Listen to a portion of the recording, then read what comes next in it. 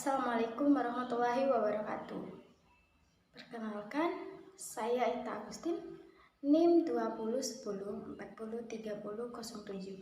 Mata kuliah Storytelling, dosen pengampu Ibu Rusmiati Ningsih. Baiklah, saya akan bercerita tentang cerita rakyat Timun Mas. Di sebuah desa, hiduplah seorang janda tua yang menginginkan seorang anak perempuan. Pekerjaannya mencari kayu bakar di hutan. Namanya Borondong. Pada suatu hari, dia beristirahat dengan wajah yang begitu lelah. Di sebuah desa, hiduplah seorang janda tua yang bernama Borondong. Borondong adalah seorang pekerjaannya yang mencari kayu bakar di hutan. Pada suatu hari, saat ia mencari kayu bakar di hutan, dengan raut wajah yang sangat lelah dan keringat bercucuran, Borondong duduk beristirahat. Dia berkata, "Seandainya aku memiliki anak perempuan, pasti dia akan membantu pekerjaanku setiap hari," ujar kata Borondong di saat ada di sebuah pondok yang menjadi tempat peristirahatannya ketika ia mencari kayu bakar di hutan. Dengan waktu istirahat yang kurang lebih setengah jam, Borondong bekerja mencari kayu bakar lagi. Pada suatu saat, Borondong mencari kayu bakar. Tiba-tiba ada guncangan langkah yang begitu besar, seolah-olah akan terjadinya sebuah gempa. Dengan raut wajah yang sangat begitu takut, Borondong berdiri. Namun, pada saat berdiri dia terjatuh dan tidak ada kekuatan untuk berlari dengan usia yang lanjut. Pada saat itu, datanglah seorang raksasa dengan langkah yang begitu besar, dan raksasa itu berkata, "Hahaha, hai Borondong, apakah kau menginginkan seorang anak perempuan?" ujar seorang raksasa itu kepada Borondong. "Iya, aku menginginkan seorang anak perempuan yang akan membantu pekerjaanku setiap hari." "Baik, aku akan mengabulkan permintaanmu, tapi dengan satu syarat." "Apa syaratnya?" tanya Borondong kepada raksasa. "Syaratnya adalah kau akan memberikan anakmu padaku genap berusia 17 tahun, ujar seorang raksasa. Tanpa pikir panjang, Borondong menyetujui persyaratan itu. Lalu Borondong diberinya sekantung biji timun untuk ditanam di belakang rumahnya. Borondong pulang dan menanam biji timun yang diberikan oleh raksasa tersebut. Keesokan harinya,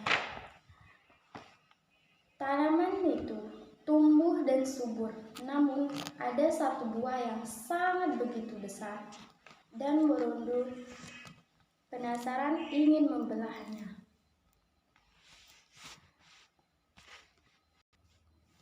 Tiba-tiba di dalam timun yang besar itu, Borondong sangat kaget. Di dalam timun itu terdapat seorang anak bayi perempuan yang mungil dan cantik. Borondong memberinya nama Timun Emas. Timun Emas tumbuh menjadi seorang anak yang sangat cantik dan baik yang selalu membantu ibunya dalam mencari kayu bakar di hutan. Pada suatu hari, ketika Borondong sedang sakit, Timun Emas pergi mencari kayu bakar di hutan. Saat Timun Emas pergi, datanglah guncangan yang begitu besar. Ternyata guncangan itu adalah seorang raksasa yang datang ingin menagih janjinya. "Hai Borondong, kemana kau menyembunyikan anakmu?" ujar raksasa itu. "Aku tidak menyembunyikannya. Dia kusuruh untuk mencari kayu bakar di hutan."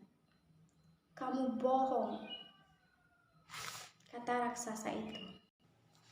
Tidak lama kemudian, Timun Mas datang dan menghampiri ibunya dengan wajah yang raut. Dengan raut wajah yang begitu ketakutan, Timun Mas menghampiri ibunya dan berkata, "Ibu, ini siapa?" Dan